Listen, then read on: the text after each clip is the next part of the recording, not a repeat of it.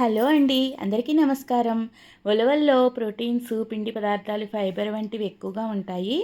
ఊబకాయంతో బాధపడుతున్న వాళ్ళు కానీ, ఫైబరు లోపించి ఫైబర్ ప్రాబ్లంతో బాధపడుతున్న వాళ్ళు కానీ, మనం ఉలవచారు కనుక ట్రై చేసి తింటే చాలా బాగా బెనిఫిట్స్ అయితే వస్తాయి. ఇందులో పిండి పదార్థాలు ఉంటాయి, ప్రోటీన్స్ ఉంటాయి, కాల్షియం ఉంటుంది.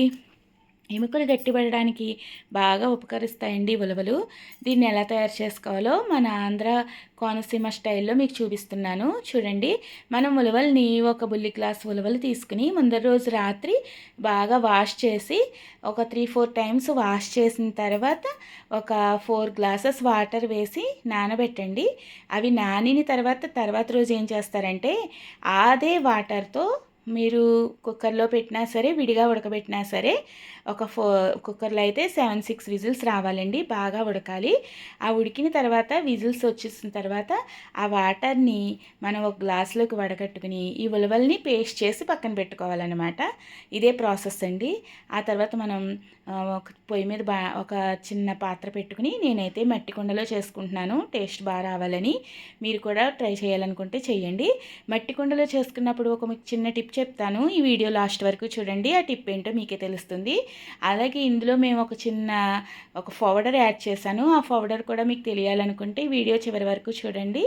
ఆ పౌడర్ ఏంటో కూడా, టేస్ట్ ఎలా పెరుగుద్దో కూడా ఆ పౌడర్ వల్ల మీకు చెప్తాను నేను. ఇప్పుడు మనం తాలింపు పెట్టుకుని, నేనైతే వేరుశనగ నూనె వేసుకున్నానండి. వేరుశనగ నూనె తాలింపు పెట్టుకుని ఆ తాలింపులో ఉల్లిపాయలు వేసుకుని వేగించుకుంటున్నాను.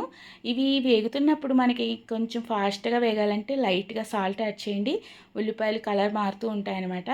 ఎప్పుడు కూడా మట్టి పాత్రలో చేసినప్పుడు చిన్న టిప్ చెప్తాను, సిమ్లో పెట్టే చేసుకోండి, హైలో మాత్రం పెట్టద్దు. ఎందుకంటే కొండ మాడిపోయే ప్రమాదం ఉంది. సో మనకి సిమ్లో పెట్టి చేసుకోవడం వలన ఏ ఆహారానికైనా పోషక విలువలు అయితే పోకుండా ఉంటాయి. అదొక టిప్పు. మట్టి కుండలో చేసుకోవడం వలన మనకి అందులో ఉన్న టేస్ట్ కూడా అధికంగా ఉంటుందన్నమాట.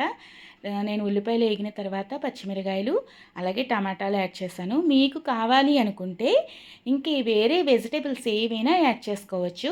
ఎన్ని వెజిటేబుల్స్ యాడ్ చేసుకున్నా నో ప్రాబ్లం అండి. బ్రింజల్ కానీ, లేడీ ఫింగర్ కానీ, ఇంకేదైనా, అలాగే ఆనమకాయ కానీ ఏదైనా యాడ్ చేసుకోవచ్చు. నేను టమాటాలు వేసిన తర్వాత ఒక్కసారి 10 మినిట్స్ మూత పెట్టి ఉంచాను. ఎందుకంటే టమాటాలు బాగా మగ్గాలన్నమాట.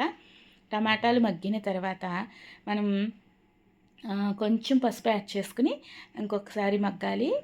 ఇంకొంచెం మగ్గితే టేస్ట్ అయితే సూపర్గా ఉంటుంది. ఈ ఉల్లిపాయలు వేగుతున్నప్పుడే మీరు సాల్ట్ యాడ్ చేస్తారు కదా, అది లాస్ట్లో కూడా సాల్ట్ యాడ్ చేసేటప్పుడు అది బ్యాలెన్స్ చేసుకుని చూసుకోండి. మూత పెట్టి బాగా మగ్గిన తర్వాత మనం ఏం చేస్తామంటే, ఇవి మగ్గుతున్నంతసేపే నేను ఒక నిమ్మకాయ సైజ్ అంత చింతపండు రసం తీసి పక్కన పెట్టుకున్నాను. ఆ రసం కూడా యాడ్ చేసుకోండి.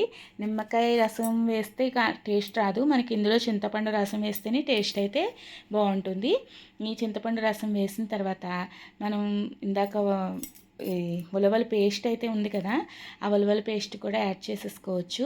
ఇదిగోండి నేను ఆడుకున్న ఉలవల పేస్టు. ఈ ఉలవల పేస్ట్ యాడ్ చేసి బాగా కలుపుకుని, ఉప్పు కూడా వేసేసుకుని మీ రుచికి తగ్గట్టు బాగా కలుపుకోవాలండి. మట్టి పాత్రలో చేస్తున్నప్పుడు మనం నేనైతే స్టీల్ గరిటెతోనే తిప్పుతున్నాను. మీరు చెక్క గరిటె వాడుకోండి, చాలా ఈజీగా ఉంటుంది. మన కుండకి అయితే ఏ డ్యామేజ్ అయితే అవ్వకుండా ఉంటుంది. మేము ఎక్కువ కారం తింటాం కాబట్టి కొంచెం కారం ఎక్కువగానే వేసుకుంటున్నాము. మీకు కూడా రుచికి తగ్గట్టు, మీ యొక్క అభిరుచికి తగ్గట్టు కారం యాడ్ చేసుకోండి. ఇదిగోండి ఉలవల్లో ఎక్స్ట్రా వాటర్ అనమాట. ఈ ఉలవల్లో ఉన్న ఎక్స్ట్రా వాటర్ ఎప్పుడు కూడా మీరు పాడు చేయొద్దు. ఎందుకంటే ఉలవల్లో ఉన్న శక్తి అంతా వాటర్లోకి వెళ్తుంది. ఆ వాటర్ని మనం యూజ్ చేసుకోవాలి. అందుకని నేను వాటర్ కూడా యాడ్ చేసేసాను.